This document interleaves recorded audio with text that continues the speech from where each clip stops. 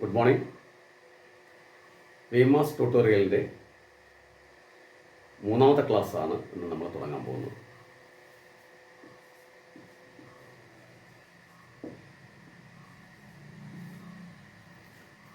അപ്പോൾ കഴിഞ്ഞ രണ്ട് ക്ലാസ്സിൽ നമ്മൾ പഠിച്ചത് 2, 3 കൊണ്ടൊരു സംഖ്യ നമുക്ക് എങ്ങനെ നിശേഷീകരിക്കാം. അത് നമ്മൾ പറഞ്ഞു.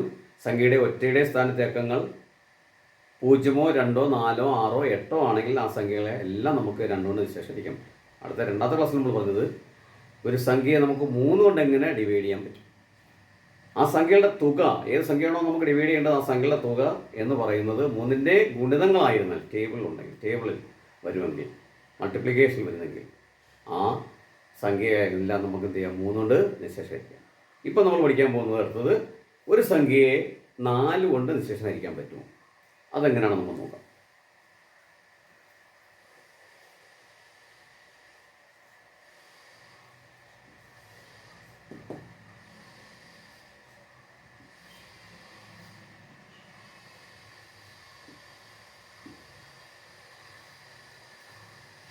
$528 എന്ന് പറയുന്ന ഒരു സംഖ്യയെ 4 കൊണ്ട് നിശേഷീകരിക്കാൻ പറ്റുമെന്നുള്ളതാണ്.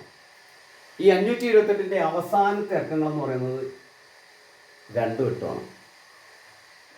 ഒറ്റയുടെ സ്ഥാനത്തൊക്കെ 8, 10ൻ്റെ സ്ഥാനത്തൊക്കെ 2, അങ്ങനെ 28. ലാസ്റ്റ് 2 ഡിജിറ്റ്സ് സംഖ്യയുടെ അവസാനത്തെ 2 അക്കങ്ങൾ 4ൻ്റെ ഗുണിതങ്ങളായിരുന്നു. 28 എന്ന് പറയുന്നത് 4ൻ്റെ ഗുണിതങ്ങളായിരുന്നാൽ ആ സംഖ്യകളെല്ലാം നമുക്ക് എന്ത് ചെയ്യാൻ പറ്റും, 4 കൊണ്ട് നിശേഷീകരിക്കാം. അപ്പം എന്താ നമ്മളിവിടെ പറഞ്ഞത്, ഒരു സംഖ്യയുടെ ഏത് സംഖ്യ ആയാലും ശരി അവസാനത്തെ 2 അക്കങ്ങൾ 4ൻ്റെ ഗുണിതങ്ങളായിരുന്നാൽ അത്തരം സംഖ്യകളെല്ലാം നമുക്ക് എന്ത് ചെയ്യാം, 4 കൊണ്ട് നിശേഷം ഹരിക്കാം. എങ്ങനെയാണോ നമുക്ക് നോക്കാം.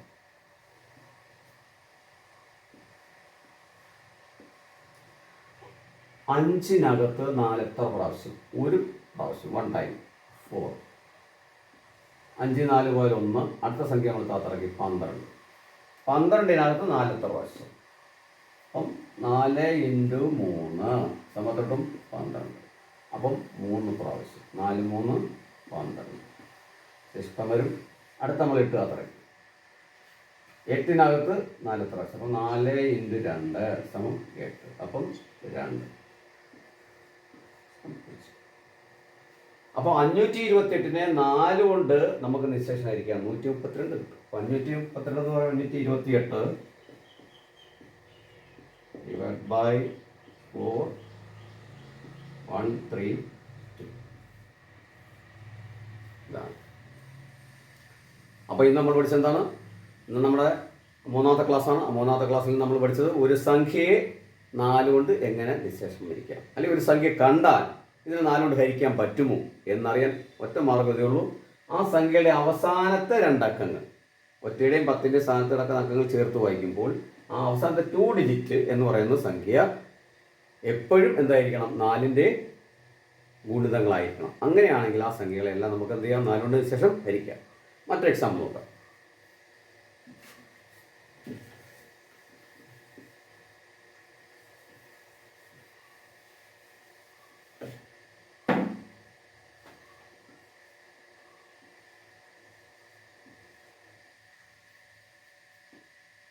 $7036.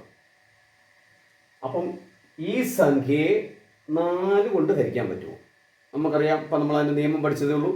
ലാസ്റ്റ് 2 ഡിജിറ്റ് ഏതാണ്? 36.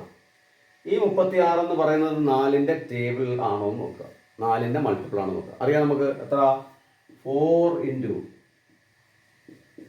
9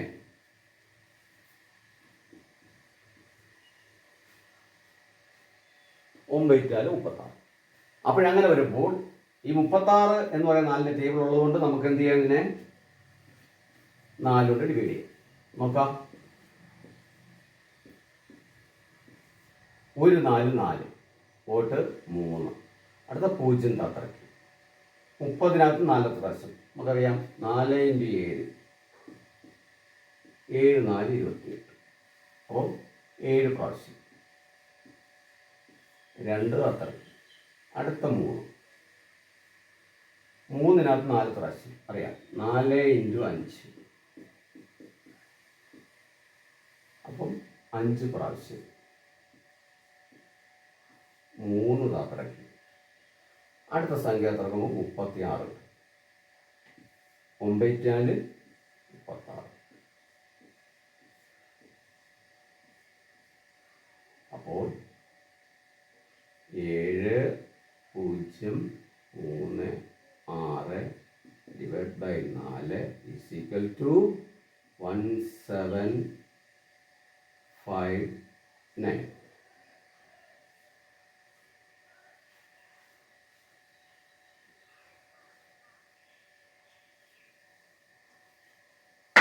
ഇന്ന് നമ്മൾ നമ്മുടെ 3ാമത്തെ ക്ലാസ് പഠിച്ചത് ഒരു സംഖ്യയെ നമുക്ക് എങ്ങനെ 4 കൊണ്ട് നിശേഷിക്കാം. അപ്പോൾ മനസ്സിലായല്ലോ, സംഖ്യകളുടെ അവസാനത്തെ 2 അക്കങ്ങൾ 4ന്റെ ഗുണിതങ്ങൾ ആയിരിക്കണം.